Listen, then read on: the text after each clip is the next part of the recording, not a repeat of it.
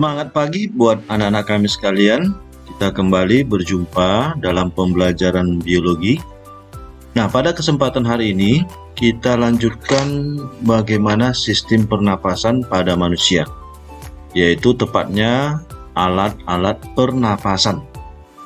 Pada alat pernapasan, yaitu terdiri atas saluran dan organ pernapasan.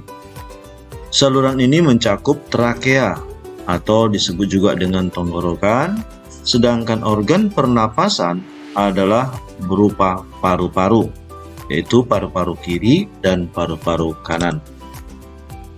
Lalu melibatkan pompa ventilasi, yang artinya menyebabkan udara bisa bergerak masuk dan bergerak keluar dari saluran dan organ pernapasan.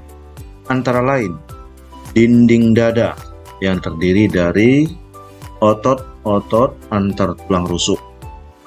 Otot pernapasan itulah yang berada dengan tulang rusuk. Lalu pusat saraf pernapasan di otak yang bekerja secara tidak sadar dan bahkan bisa secara sadar. Artinya begini, pada saat kita bernapas, di awal kita menyadari, kita melakukan secara sadar, namun bisa bekerja di luar kesadaran kita. Nah, inilah yang mencakup daripada alat pernapasan. Nah, sekarang kita perhatikan organ-organ pernapasan pada manusia. Ya, terlihat gambar di sebelah kiri adalah gambar tubuh manusia dilengkapi dengan organ pernapasan, mulai dari hidung, kemudian ke faring, laring, lalu trakea, kemudian ke bronkus, cabangan dari trakea, selanjutnya menuju ke bronchiolus, dan akhirnya di ujung bronchiolus terdapat gelembung paru-paru, itulah namanya alveoli, yang terdiri dari banyak alveolus, mirip seperti sarang lebah. Ya, sarang lebah tentunya ya. Oke, baik. Sekarang kita mulai dari saluran pernapasan. Saluran pernapasan kita mulai dari hidung. Hidung adalah pintu masuknya udara, sehingga perlu kita ketahui apa yang kita jumpai pada hidung. Nah, hidung berperan sebagai penyaring partikel, baik itu partikel debu maupun serangga. Karena di hidung terdapat bulu atau rambut halus, sehingga rambut halus ini perlu jaga kelestariannya. Nah, pada hidung juga terdapat peran melembabkan dan menghangatkan udara masuk. Nah, hal ini berkaitan dengan pembuluh darah. Jadi semakin dingin di luar hidung, maka kemampuan kontraksi daripada hidung akan makin meningkat. Ya, pembuluh darah akan semakin kencang. Hal inilah bisa menyebabkan terjadi mimisan, ya, pecahnya pembuluh darah. Jadi kalau orang yang berada di daerah panas, katakanlah daerah tropis, tiba-tiba dia menuju ke daerah kutub, ini menyebabkan orang tersebut bisa mimisan. Ya, nah juga dalam kondisi hangat. Nah, itu makanya kalau kita perhatikan anak-anak yang sedang bermain, nah ini bisa menjadi mimisan. Nah, kenapa? Karena terlalu panas. Ya, suhu di hidung, sehingga kemampuan pembuluh darah untuk melembabkan akan semakin meningkat. Nah, ketidaksanggupan pembuluh darah pada hidung ini juga bisa menyebabkan mimisan. Ya, jadi itu untuk yang kedua. Nah, kemudian yang ketiga adalah membunuh kuman oleh leukosit di selaput lendir. Jadi di bagian hidung, jika kita rasakan, ya, akan terasa seperti kondisi lembab ada berupa lendir. Nah, pada sekitar lendir ternyata dijumpai pertahanan tubuh, itulah leukosit. Lalu tidak lupa bawah hidung sebagai indera penciuman berkaitan dengan proses pencernaan. Yang kedua adalah faring. Faring berupa saluran bersama sistem pernapasan dan pencernaan, di mana faring merupakan awal dari laring. Sehingga jika kita bayangkan seseorang bernapas dengan perut, ya, berarti alurnya itu mulai dari faring, kemudian ke kerongkongan menuju ke organ perut. Nah, hal yang sama jika bernapas dengan langsung dari ke trakea, nah faring ternyata akan menuju ke paru-paru melalui trakea. Nah, jadi faring merupakan awal dari masuknya makanan dan juga awal masuknya udara. Kemudian yang ketiga adalah laring. Laring ini tersusun atas tulang rawan, ya, ada ligamen dan ada membran, di mana tulang rawan ini merupakan pengokoh, ya, jaringan penguat, dan juga ligamen untuk memperkuat susunan daripada tulang rawan. Namun membran adalah secara khusus untuk pertahanan terhadap debu yang masuk maupun kuman yang masuk melalui saluran pernapasan. Nah, pada laring ini juga dijumpai berupa tonjolan yang sering dikenal dengan jakun. Lalu ada epiglotis, di mana epiglotis ini merupakan klep untuk menutup saluran pernapasan ketika menelan makanan. Dan di laring juga dijumpai pita suara yang menyebabkan suara bisa terbentuk pada saat ekspirasi. Jadi kalau kita berbicara atau mengeluarkan suara, itu nampak jelas pada saat kita ekspirasi. Ini kenapa? Karena pita suara bergetar. Kemudian yang keempat adalah trakea. Trakea ini disebut dengan batang tenggorokan, yang ukuran panjangnya kurang lebih 30 cm, dan trakea ini tersusun atas susunan 16-20 bentuk cincin, yaitu tulang rawan yang bentuknya seperti huruf C. Nah, inilah membentuk suatu saluran yang menyebabkan udara bebas masuk. Nah, pada trakea juga terdapat selaput lendir yang berfungsi untuk pertahanan atau menghalau masuknya kuman maupun debu, dan dilengkapi dengan sel bersilia serta sel goblet yang juga berupa bagian dari pertahanan. Nah, yang kelima adalah bronkus. Bronkus ini adalah percabangan dari trakea, baik di sebelah kiri maupun di sebelah kanan. Nah, ternyata di bagian kanan memiliki 6-8 cincin tulang rawan, sedangkan di bagian kiri ada 9-12 cincin tulang rawan. Berarti kita simpulkan, bronkus di sebelah kiri memiliki ukuran yang lebih panjang daripada di bagian kanan. Bronkus ini terus bercabang sehingga membentuk bronkiolus. Berarti bronkiolus merupakan saluran yang lebih kecil daripada bronkus. Nah, selanjutnya yang keenam adalah paru-paru atau dikenal dengan pulmo. Pulmo ini merupakan bentuk kerucut berporis seperti spons. Itulah merupakan kumpulan dari alveolus. Nah, di paru-paru kanan mengandung 3 lobus, sedangkan paru-paru kiri mengandung 2 lobus. Berarti kita simpulkan paru-paru sebelah kanan memiliki ukuran yang lebih besar daripada paru-paru sebelah kiri. Pada paru-paru dijumpai 300 juta alveolus, baik itu bagian kiri maupun bagian kanan. Dan paru-paru ini diselubungi oleh selaput pelindung, itulah selaput paru-paru yang disebut dengan pleura. Jika ada infeksi pada pleura, inilah yang disebut dengan pleuritis. Merupakan bagi saluran pernapasan. Nah, sekarang kita perhatikan bagaimana mekanisme pernapasan.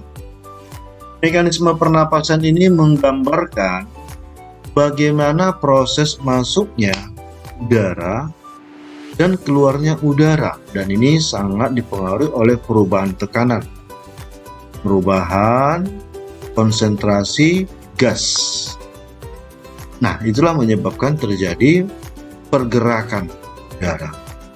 Nah, pada mekanisme pernapasan ini, respirasi terjadi secara sadar maupun tidak sadar. Dan selalu terjadi dua siklus, itulah siklus inspirasi dan ekspirasi. Artinya, setelah inspirasi akan diikuti dengan ekspirasi. Itulah makanya disebut dengan siklus pernapasan.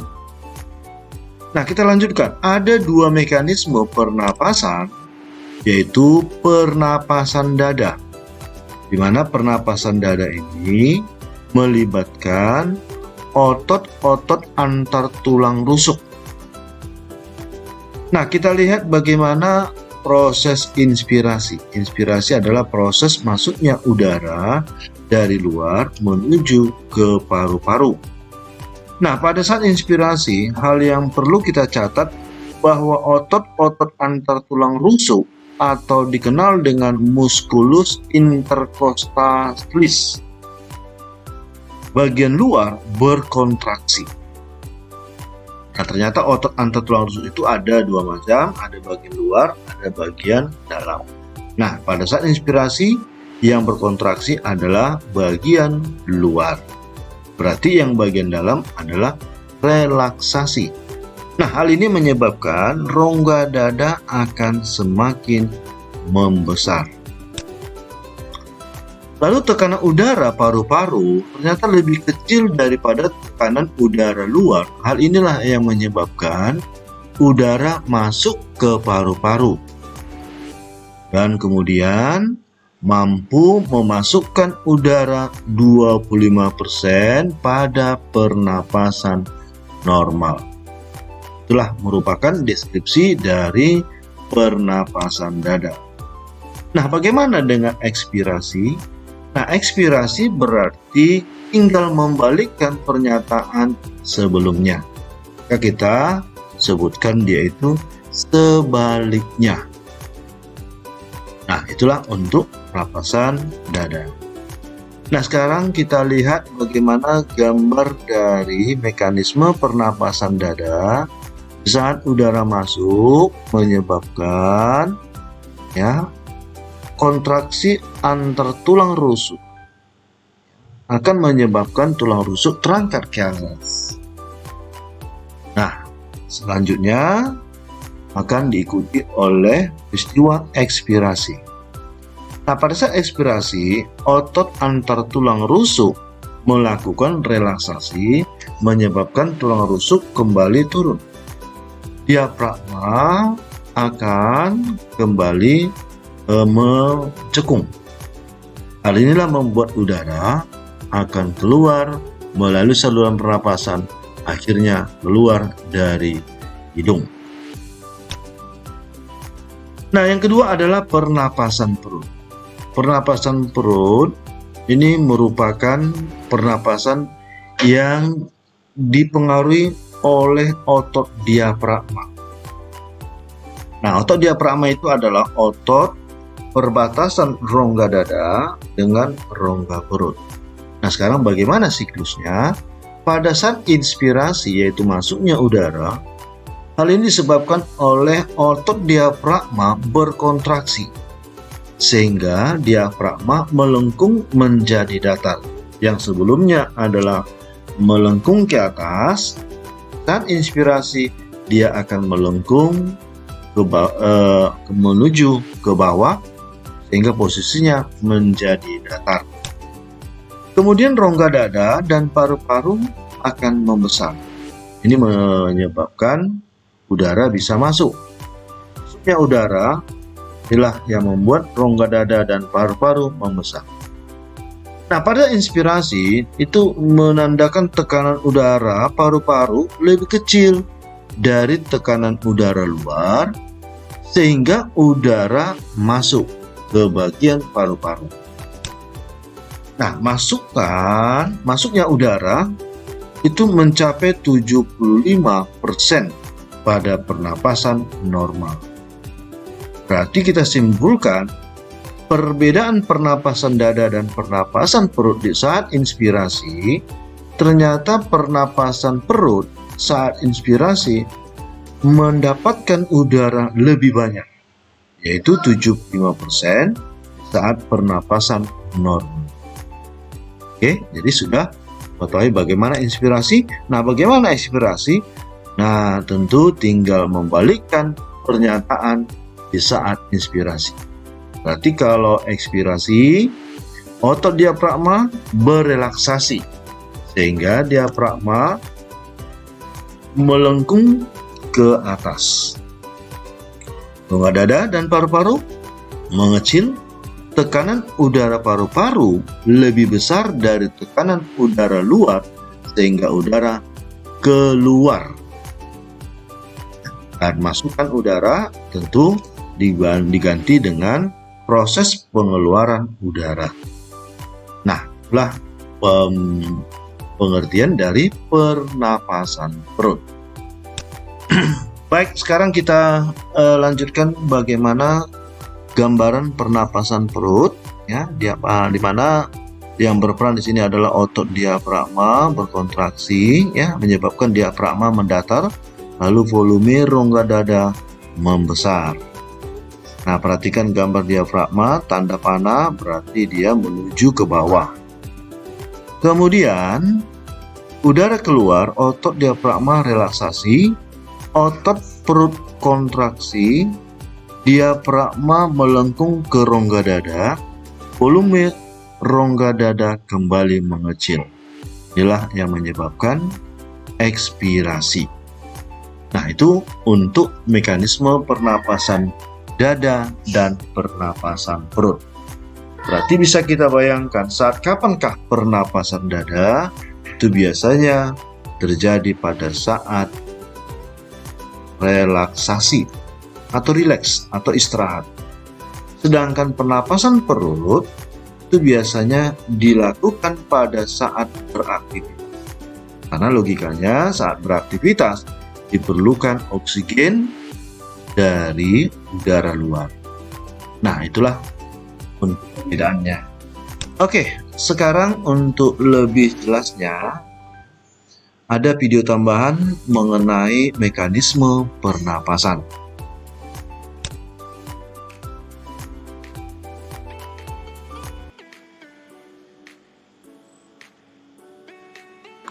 Pernapasan selalu berlangsung setiap saat karena sistem pernafasan diatur oleh sistem saraf otonom atau sistem saraf sadar.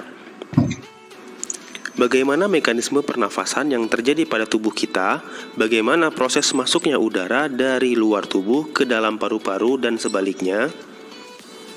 Kita ingat bahwa sifat udara adalah bergerak dari tempat yang bertekanan tinggi ke tempat yang bertekanan rendah. Dengan demikian, keluar masuknya udara dari dan ke dalam paru-paru juga dipengaruhi oleh perbedaan tekanan udara dalam rongga dada dan udara di lingkungan atau di luar tubuh. Apabila tekanan udara di luar tubuh lebih besar, udara akan masuk. Sebaliknya, jika tekanan udara di luar rongga dada lebih besar, maka udara akan bergerak keluar. Mekanisme masuknya udara dari luar ke dalam paru-paru disebut inspirasi atau inhalasi. Sedangkan proses keluarnya udara dari dalam paru-paru disebut ekspirasi atau ekshalasi. Keluar masuknya udara pernapasan ini melibatkan rongga dada dan rongga perut, sehingga keluar masuknya udara dapat dibedakan menjadi pernapasan dada dan pernapasan perut. Pernapasan dada adalah pernapasan yang terjadi akibat gerakan otot antar tulang rusuk. Sedangkan pernapasan perut merupakan pernapasan yang terjadi akibat aktivitas otot-otot diafragma yang terletak di antara rongga dada dan rongga perut. Baiklah, mari kita bahas mekanisme masing-masing jenis pernapasan satu persatu, dimulai dari mekanisme pernapasan dada. Nah, pada saat otot antar tulang rusuk berkontraksi, tulang-tulang rusuk akan naik dan rongga dada membesar. Akibatnya, tekanan di dalam rongga dada menjadi lebih kecil daripada tekanan udara di luar, sehingga udara luar akan masuk ke dalam paru-paru, sehingga terjadilah inspirasi. Sementara itu, pada saat otot antar tulang rusuk berelaksasi atau mengendur, tulang rusuk akan turun sehingga rongga dada menjadi kecil atau kembali ke ukuran semula.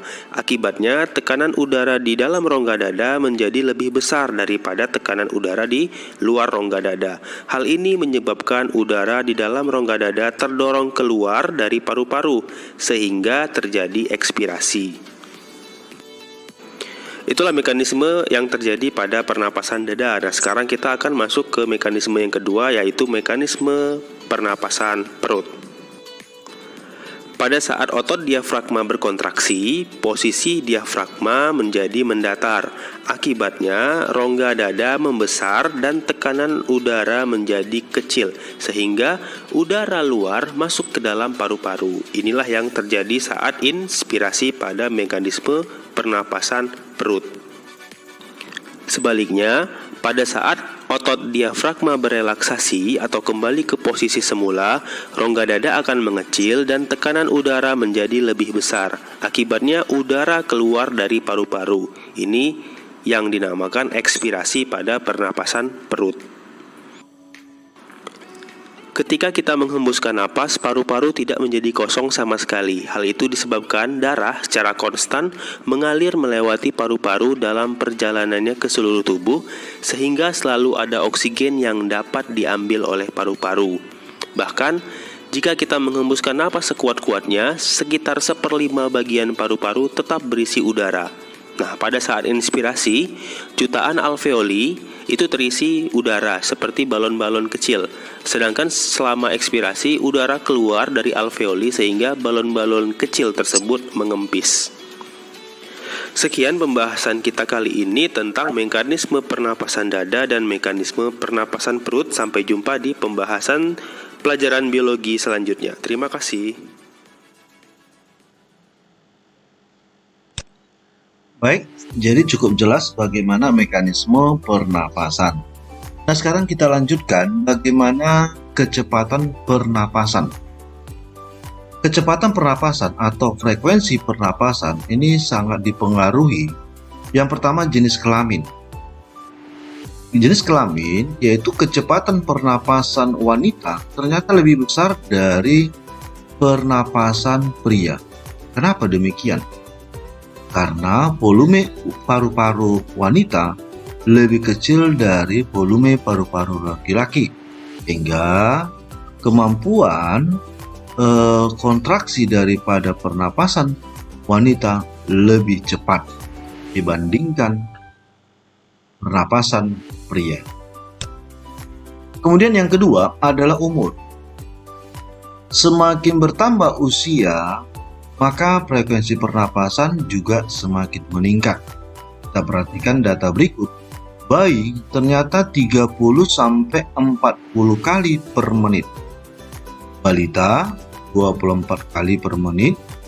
Sedangkan dewasa 10-20 kali per menit.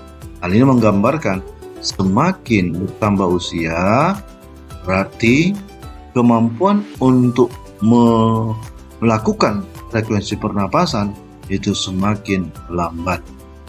Sedangkan bayi yang memiliki frekuensi yang sangat cepat, hal ini mendukung karena volume paru-paru yang kecil, sehingga kemampuan untuk mendapatkan oksigen dalam hal pertumbuhan tubuhnya juga membutuhkan oksigen yang lebih banyak. Kemudian yang ketiga adalah suhu tubuh. Suhu manusia adalah suhu normal antara 36 sampai 37 derajat Celcius. Bila terjadi perubahan suhu, maka akan mempengaruhi produksi panas serta pengeluaran panas yang semakin meningkat. Bila seseorang saat demam, maka frekuensi pernapasan akan semakin besar. Hal ini ditandai dengan metabolisme tubuh semakin meningkat untuk melakukan proses pernapasan dalam menghasilkan energi. Yang keempat adalah posisi dan aktivitas tubuh. Posisi sangat mempengaruhi, seperti posisi tubuh di saat berdiri, di saat duduk, dan di saat tidur atau santai. Nah, pada saat posisi berdiri, maka kebutuhan akan oksigen semakin meningkat dibandingkan posisi tubuh di saat duduk ataupun di saat istirahat. Dan aktivitas tubuh, jika semakin banyak aktivitas tubuh, maka metabolisme tubuh semakin meningkat, akan mendukung banyaknya mendapatkan oksigen melalui proses pernapasan. Lalu yang kelima adalah emosi, rasa sakit dan ketakutan. Hal ini akan mendukung proses metabolisme yang makin meningkat sehingga kebutuhan oksigen juga semakin meningkat. Status kesehatan. Jika seseorang dalam kondisi tidak sehat, maka akan terjadi gangguan-gangguan jaringan tubuh. Hal ini mendukung metabolisme akan semakin meningkat dan mendorong kebutuhan oksigen juga semakin meningkat pada saat proses pernapasan. Lalu yang ketujuh adalah ketinggian tempat. Dan semakin tinggi topografi atau tempat tinggal, maka kadar oksigennya akan semakin rendah. Hal ini secara adaptasi frekuensi pernapasan juga semakin meningkat. Telah merupakan faktor-faktor yang mempengaruhi kecepatan pernapasan. Nah, jadi dengan demikian kita sudah bisa memahami pembelajaran hari ini, yaitu tentang organ-organ pernapasan yang meliputi dari saluran pernapasan serta ventilasi pompa. Kemudian bagaimana mekanisme pernapasan serta kecepatan pernapasan ternyata dipengaruhi oleh beberapa hal. Nah, itulah menjadi pelajaran kita hari ini. Semoga pembelajaran kita hari ini bisa menambah wawasan kita tentang sistem pernapasan. Sampai jumpa, terima kasih.